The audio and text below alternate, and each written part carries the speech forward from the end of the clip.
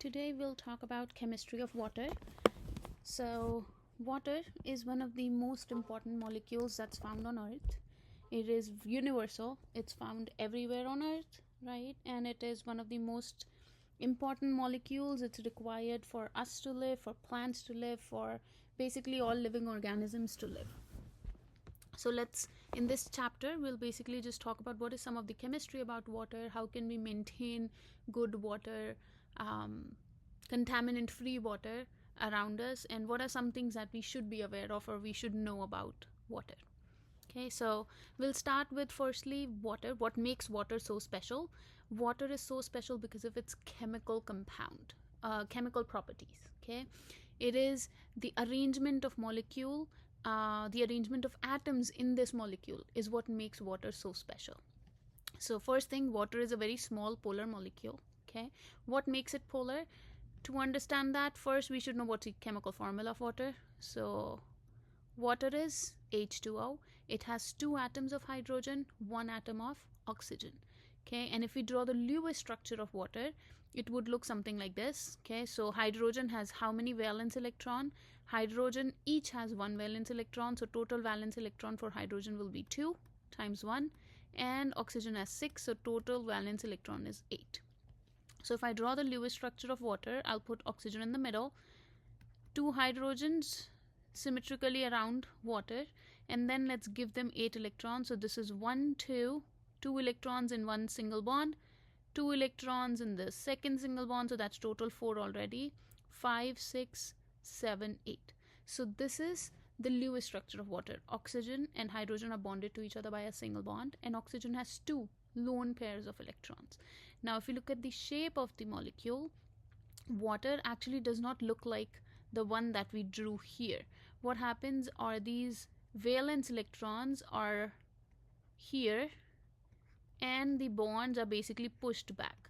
So water actually has a structure that looks like this. This is called as a bent shape of water. So what you can see in this image right here, this is the shape of water. Oxygen is in the middle, 2 hydrogens are bent at an angle of 104.5 degrees. What is so special about this? Because of the oxygen and hydrogen bond, oxygen here is a very electronegative atom. Electronegativity simply means that oxygen likes electrons so much that the electrons that should be in the middle, shared between hydrogen and oxygen, in the middle of hydrogen and oxygen, actually are pulled closer to the oxygen. So instead of being in the middle, what does oxygen do? Oxygen kind of pulls these electrons towards itself. Same thing it does with the bond on the right side. It pulls the electron towards itself. Because the electrons are closer to oxygen, now oxygen carries a partial negative charge and hydrogen carries a partial positive charge. The electrons technically still belong to oxygen and hydrogen. They are still shared between hydrogen and oxygen. The only difference is the electrons are closer to the oxygen nucleus. That is why it has a partial negative charge. So it kind of creates like a magnet, right? Just how magnet has a south pole and a north pole, similarly oxygen here has a negative charge, hydrogens have a positive charge. So when we look at water molecule, you can simply say water would kind of look like this. So if this is oxygen, these are hydrogens, right? Let's say this is the shape of my water. On this side we have a positive termini on both the ends, and on this side we have a negative termini. So my water molecule is now kind of like slightly charged, and this is called as polar. This, when your compound molecule, even though it is not charged, it has these partial charges, we call that to be a polar molecule. Why do we care about polarity? Polarity basically gives water a lot of its properties. Because it is polar, it now can interact with other water molecules. So when you take one water molecule right here and I bring another water molecule next to it, what does it like to do? Because this end is negative, negative and negative oxygen do not like each other, but this end is positive. So positive and negative like each other, because of which there is a force of attraction between this positive and this negative termini. Then another water molecule comes closer to this, right? And the hydrogen comes right here. Another oxygen is here, another hydrogen is here. Partial positive, partial positive, and partial negative. So again, there is a pull between this oxygen and this water. Another water molecule can come around here. So this would be the oxygen on this side, right? Hydrogen. So this is positive, this is positive, this is negative. So again, there's a pull right here. Similarly, you could have bunch of water molecules, right? This could be another water molecule, partial hydrogen, and there is a pull right here, there is a pull right here, because of which water molecules have very strong forces within each other. This force is called as the intermolecular force, and this bond, that interaction that I'm showing to you here in red, this is called the hydrogen bond. Okay, so why is water so different from every other molecule on Earth? It is different because it has very strong intermolecular forces and a strong hydrogen bond. So just water molecules, if I assume this is a molecule of water with two hydrogens and one oxygen, one other molecule. This is another molecule. These molecules have such strong interaction with each other. That is what makes water so different from each other. Okay, so almost every other molecule basically usually have some properties. For example, if you heat other molecules, right, when you heat, they usually expand. Water is slightly different. Okay, when you cool some molecules, they usually shrink in size, right? If I take a molecule, a liquid, and I kind of like freeze it down, usually it would shrink, but water is slightly different. Water usually expands when it freezes. Okay, because of these strong forces between these different water molecules, water has a very strong and high surface tension. Okay, it has a very high boiling point. Water boils at a very high temperature. For example, if you compare acetone, right, where do you see acetone? Acetone is basically like paint remover. It is used as nail polish remover, right? If you put that bottle outside, you know that it vaporizes really fast, right? Even at room temperature, it vaporizes. But if you put water outside, it does not vaporize that fast. It does vaporize, but it would take a while for water to turn completely vaporize at room temperature, right? So water has a very high, water boils at 100 degrees Celsius, whereas some other liquids usually boil at a much lower temperature. So that is what makes water so special. Another property of water is that it has a very high specific heat capacity. Okay, for instance, these are the specific heat capacity of different substances. You can see aluminum is 0.2, copper is 0.09, ethanol is 0.5, iron is 0.1, but water is in the liquid form, it's 1. Okay, so this is the specific heat, which simply means that water, when you try to heat water, water will absorb lot of heat, absorbs lot of heat without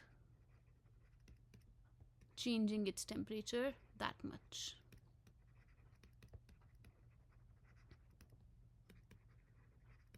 Okay, what is specific heat capacity? It is the amount of heat, calories, needed to change temperature of 1 gram of substance by 1 degree Celsius.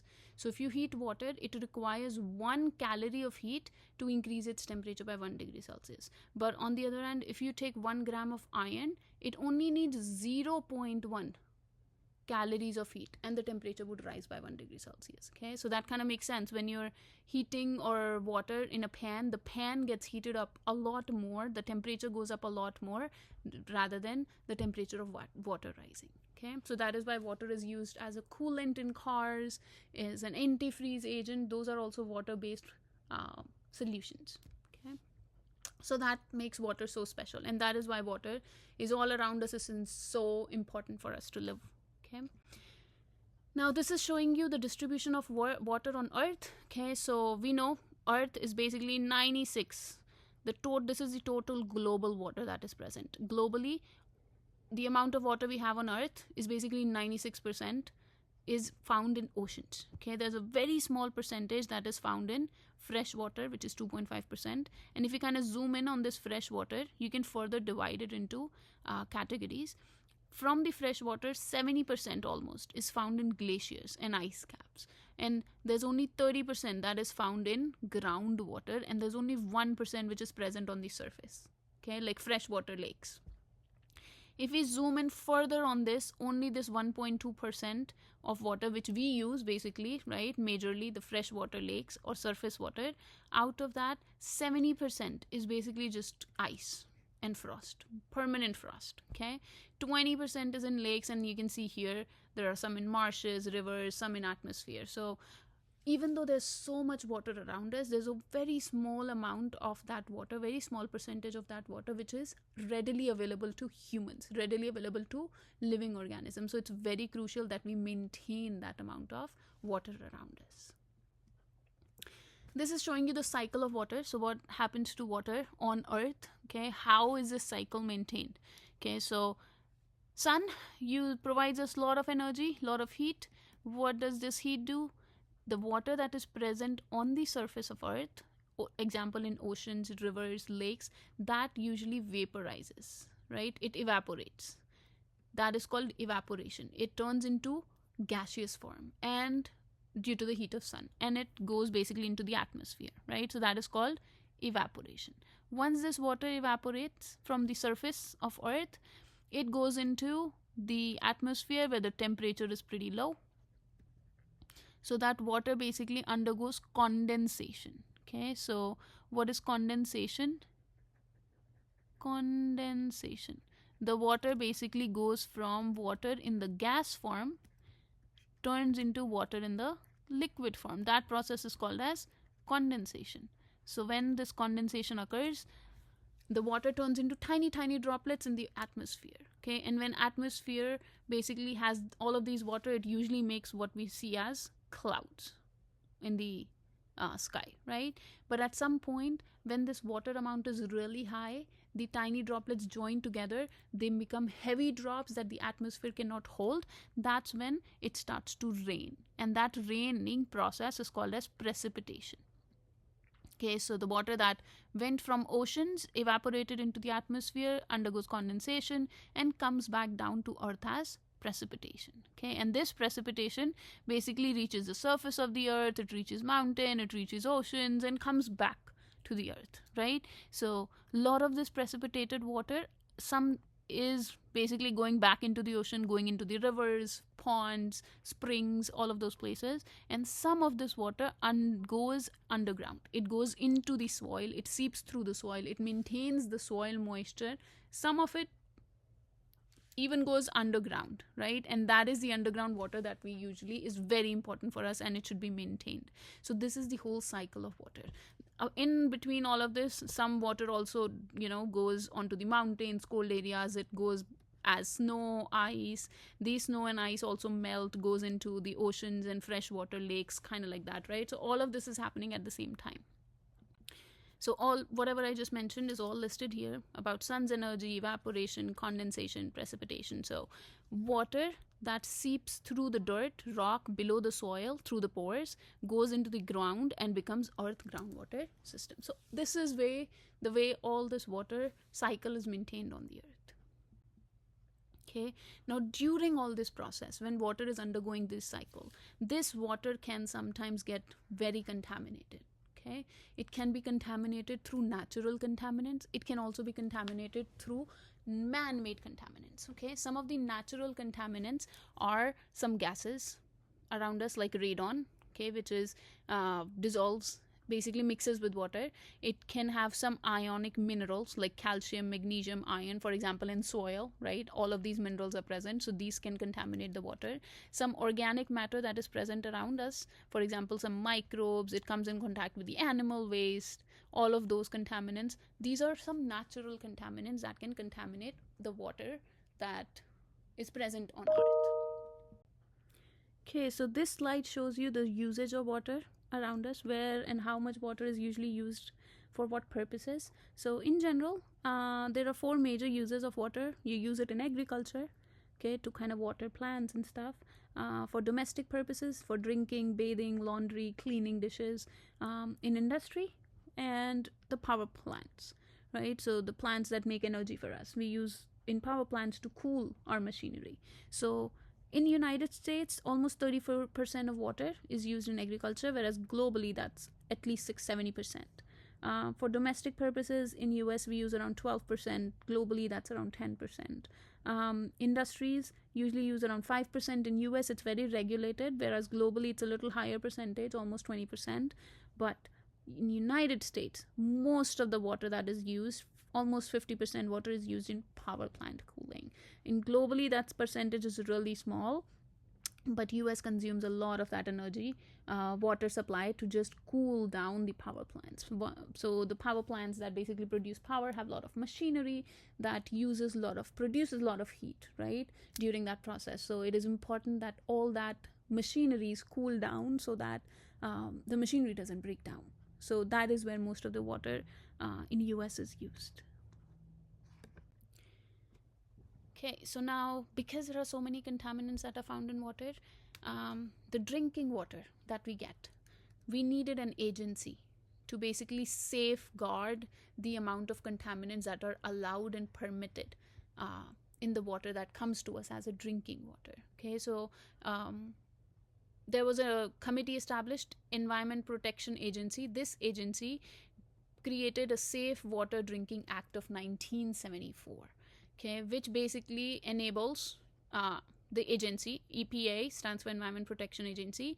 It enables EPA to monitor and regulate the public water systems that serve over 25 people. So any supply of water that can serve more than 25 people needs to be monitored, and it is monitored by this agency. How many contaminants are allowed? Does it have any contamination or not? Or does it have any kind of contaminants that are harmful for humans to consume? So the purpose of this committee is to implement and enforce the drinking water standards. And these are also, by the way, enforced by each state as well. EPA basically regulates and makes the policies, and state ensures that these policies are implemented. Okay. So the type of contaminants, the level of contaminants can be measured in different concentration terms. One commonly used term is MCL, which is maximum contaminant level, how much maximum contaminant level is allowed, and the treatment technique. These are the two things that they usually monitor, and they establish that they want to monitor what is the maximum level. The level of contaminant should not go beyond this, otherwise the company or the industry that is providing you the water supply will be fined. Same thing, what is the treatment technique are they using? Because most of the water, when it comes to us naturally, it is contaminated with stuff. So we need to make sure it's treated for those natural contaminants. So they monitor these two areas. Okay, so, and to monitor these two areas, they have categorized all the contaminants into two classes. One is called a primary contaminant, another one is called the secondary contaminant, and all of this is done by EPA, which is Environmental Protection Agency. So here's a list of some primary contaminants. Primary contaminants have a limit of around, the limit is defined, the concentration is defined by maximum contaminant level. Okay, these primary contaminants are regulated. Why? Because they do have the capacity to harm humans, plants, animals if they are not regulated. Some of the contaminants include mercury, arsenic, microbes, a lot of microbes around us. All these contaminants can harm humans if their levels are not regulated. Some other secondary contaminants also exist. For example, these contaminants are less toxic, like iron, zinc, some other minerals. Okay, they also have concentration limits decided, which is monitored by EPA. Why do we have to be so careful about all these contaminants in water? Because water can cause a lot of diseases. Okay, these diseases are called as waterborne diseases. If the water is not cleaned properly, then the whole community sometimes can contract some illnesses. Okay, and that's very commonly, that has happened in the past. It's very unfortunate, but that is why it is very important to maintain and have an agency to regulate the contaminants in water, and to basically check regularly the levels of contaminants in water. Some of those contaminants that can cause these diseases include microbes, right? You can find viruses, bacteria, parasites that can enter into the water system, and unknowingly they basically can reach back to humans. They can trace back to humans or other animals. They can be pathogenic, they can cause diseases. Okay, for example, more than almost 800,000 people die every year just because they are consuming unsafe water, the water which is not regulated, the water which has a lot of contaminants. Okay, and most of the times the only treatment for these diseases is medication, antibiotics, or just have some vaccines done. And the only way to make sure this water is not contaminated is to sanitize it. And there are majorly three ways you can sanitize water. Okay, one is filtration. Okay, we use those filter systems, right, at our houses, that can make sure the tap water is run through a filter first and we consume that afterwards. Or if the filtration system is not available, people usually boil the water, boil it off, cool it down, and that's when you consume that water. Or you can treat that water for chlorine. For example, if you're not trying to drink that water, if you're using it for laundry, if you want to use that water for like dishes, cleaning purposes, okay, bathing purposes, most of the times water can be cleaned just with chlorine, and that should be okay. Okay, but if you are trying to drink that water, you want the level of chlorine to be lesser, so we usually have less chlorine.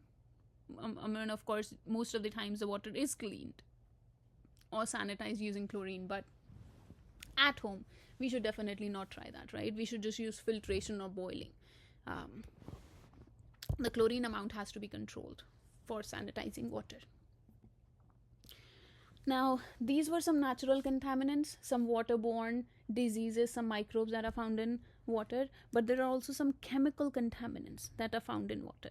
And these chemical contaminants can sometimes lead to something called as acid rain, which is very which needs to be monitored. Okay, sometimes what happens due to air pollution, okay, for example, you can see from this picture, industries, lot of vehicles that we use, cars, they produce several of these pollution gases that cause air pollution, right? For example, nitrogen oxides, mercury, sulfur oxides, like these nitrogen oxides, sulfur oxides, carbon monoxide, carbon dioxide.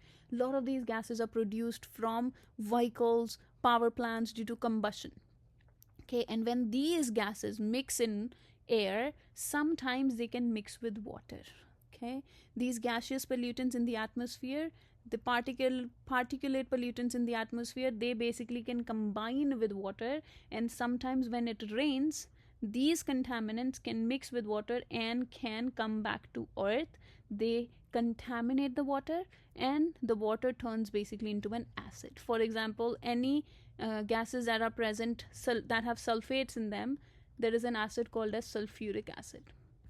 So if there's a lot of sulfur dioxide in the air, it will mix with water when it rains, and it will rain as if it's raining like sulfuric acid. Okay, a lot of times carbon gases like these, it would rain, the rain would consist of carbonic acid, H2CO3. So this, whenever it rains containing these gases in it, usually it is called as acid rain, because it creates acid, it mixes with water and creates acid. That affects the pH of water, right? And when it rains, it affects basically all living organisms. It affects the building materials around us, right? It can corrode the metals, it can make the metals soluble, it goes into the soil, and then it can corrode the chemicals that are present in the soil. So overall, it's very bad for us. Okay, so that is why air pollution needs to be controlled, kept in control, just to maintain the level of water as well. Okay, some other chemical contaminants are, there's large amount of calcium, magnesium, iron, or carbonates sometimes that are found in water, and these presence of these ions usually makes water very hard. You might have heard California has very hard water, right? Why? Because it has a lot of calcium, magnesium, carbonates, or iron present in water.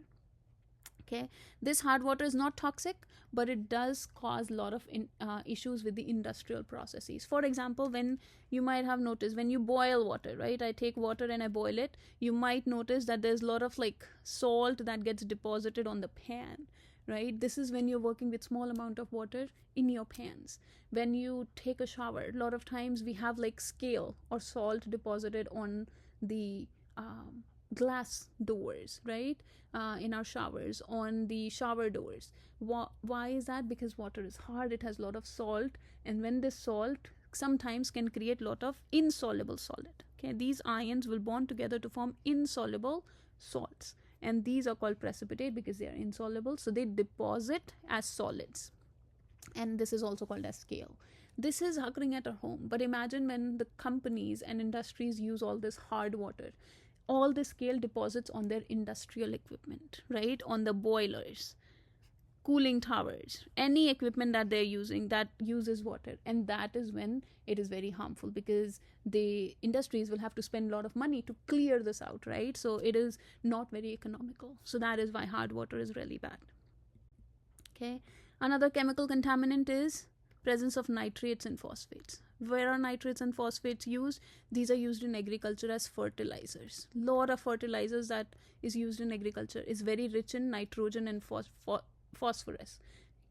Nitrogen is used in the form of nitrate, phosphorus is used in form of phosphates. Okay, these are soluble in water. So when these fertilizers are used, when it rains, water mixes with these fertilizers through the soil, goes into underground water. That underground water goes into the ocean, seas, rivers, mixes with pond, right? And all these nitrates and phosphate basically go into our water bodies, kind of like this, what you see in the bottom.